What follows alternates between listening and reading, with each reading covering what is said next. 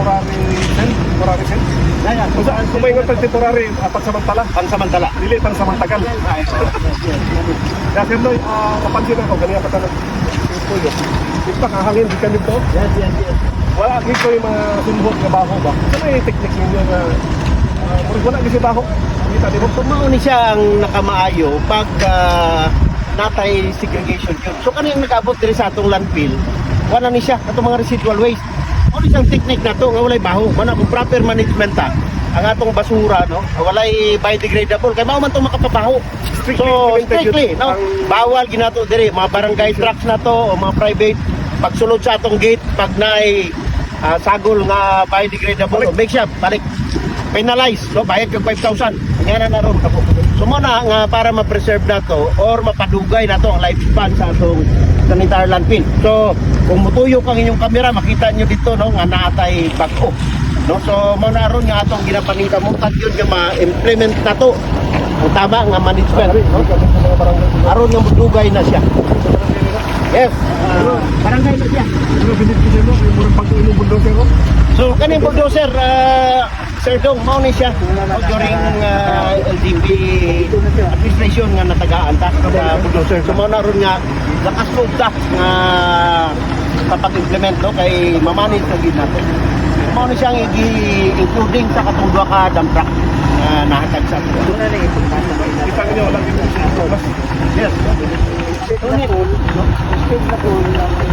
Ano na siyang technique maski sa atong balay o sa barangay, basta well segregated ang atong basura nga mga residual, maski sa balay na siya moabot sa kabulan o luwat. Iwasan na to ang mga sinupains or banana o utang gra. Yan na lang. O later on, o say makita na to nga residual siya, pero mahimo ni siya nga source later on, no, sa atong revenue kay pwede nato ni baligya kani siya, ma-bail nato ni siya, pwede siya mahimo nga refuse derived fuel, no. So dili lang ning basura, this is a resource later on nga makatabang sa diri sa atong sanitary land. Yes, basta ma-manage na nato maayo. Actually, this project now is ongoing construction as a it's about mga 80 million. Kita naman ninyo mas benefit natin. So more than 5 years ni siya. And I heard approved na po itong 2050. That is Yes. Ordinance na to, which will result in possible potential 200 to 300 million. 300 million nga magiging revenue nato sa city ug katabang. So makita nato nga beauty nga sa atong pamasura, ang atong sanitary landfill later on makatabang sa atong syudad, no, ang iyang revenue.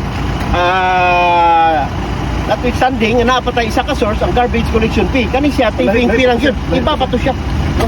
Kani siya ang pag-abot lang sa basura, no, magbayad ang mga private haulers, ang atong barangay. At the same time, ang sa barangay, 80% of that mo balik sa ilaha. Ang income diri ibalik na mo sa ilaha para ma-manage nila pag-ayo ang basura na to. So dili lang nga diri sa ato Nindot kayo. nagiganahan ang atong mga kapitan o ang mga local officials na to kay eventually, no, mobalik kay nakaproblema man ang barangay sa mga maintenance sa ilang mga trucks or what.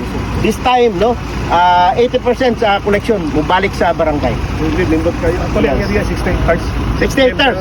Namilibuton karon kay Kami libuton kay kanisya na diri ang mga endangered species nga mga kuan na to. Oh, tanawan natay mga kuan. Ang mga heron, ang mga black and white, napadali mga wild chicks and chicken, no?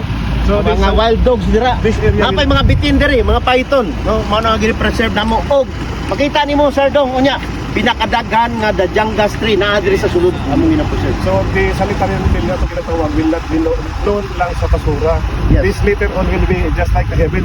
Yes. Pag hindi mo sanitary oo. landfill, di ba negative siya? Environment ano ni siya? Heaven siya. Project nato. Og naa diri ang pinakadako nga MRF, no, sa Atong suruyon niya. yes nga gihatag sa United Nations Development Okay, atong suruyon dito. Organization. So next ato na to dito.